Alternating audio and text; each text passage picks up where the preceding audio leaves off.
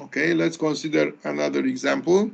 So let's consider the function arcsine of 2x over 1 plus x squared.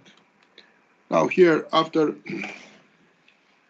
some simple computations, we get that the domain of definition is the entire set of real numbers.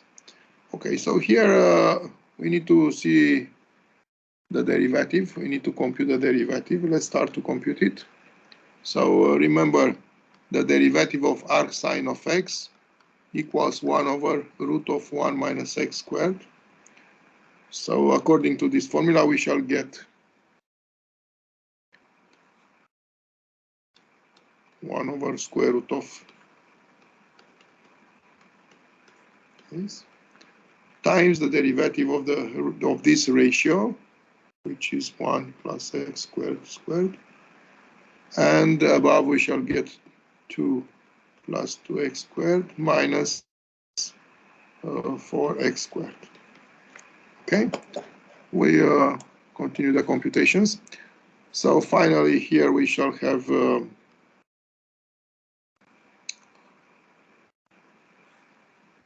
after we amplify here with the common denominator, we shall have x squared minus 1 squared over 1 plus x squared, while here we shall have 2 times 1 minus x squared over 1 plus x squared. So finally we have x squared plus 1, and here we obtain the modulo of x squared minus 1 times 2 times 1 minus x squared over 1 plus x squared. Of course, there are some simplifications, and in order to simplify here, we need to explicit the module. So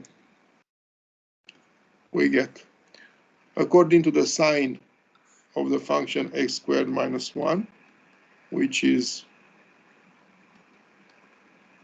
here in this table, it's plus minus plus. So if x belongs to the interval minus infinity minus 1 without minus 1, because at x equals minus 1, this is 0, so we cannot simplify by 0, we get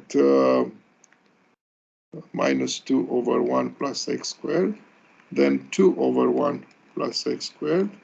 If x is between minus 1 and 1, all the time these intervals are open, and then minus 2 over 1 plus x squared. Again, the interval.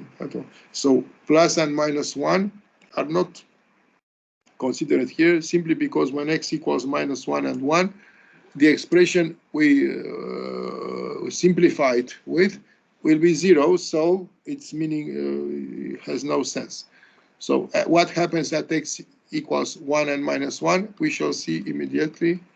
So what happens with the derivative of the function f at these points? We can compute the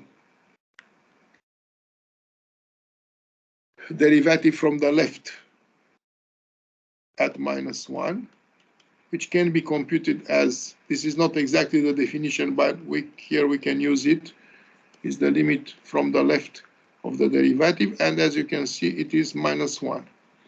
Now the derivative from the right at minus 1, it's obviously 1 from here. So actually what we observe that actually the function f has not a derivative at minus 1. It has two sides, derivatives from the left and from the right, but they are not equal. So something similar at x equals 1. The derivative from the left at 1 will be 1, and the derivative from the right at 1, it's minus 1. Again, the same problem. So the function is not derivable at the points minus 1 and 1. Now, of course, the critical points we need to compute to solve this equation, but it has no solutions.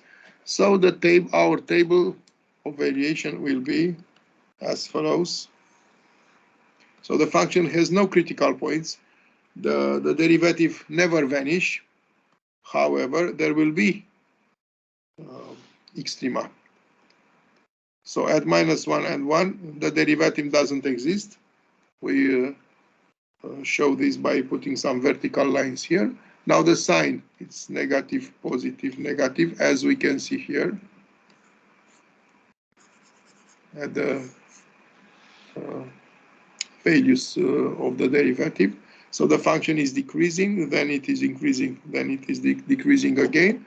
The values at -1 and 1 will be arcsine of -1, which is minus pi over 2, and arcsine of 1, which is pi over 2. The limit at minus infinity will be 0 because the expression 2x over 1 plus x squared tends to 0 when x tends to both plus and minus infinite, and arcsine of 0 is 0. Okay, so we have two extrema. -1 it's a local minimum, 1 it's a local maximum. They are not critical points. The derivative doesn't vanish here. And of course we have the monotony. We can sketch the graph of the function also in this case. It is interesting what happens at the points -1 and 1. Because here the derivative doesn't vanish. What happens it is that at these points, here it's minus pi over 2, and here it's pi over 2. These are angular points because the graph, when it comes from the left, the derivative it's 1, it's -1. Yes, so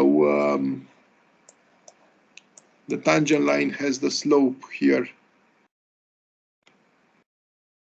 -1, and when it leaves the point of coordinates -1 minus pi over 2, the slope of the tangent from the right will be 1. So here the graph will look something like this. It comes like this, and then it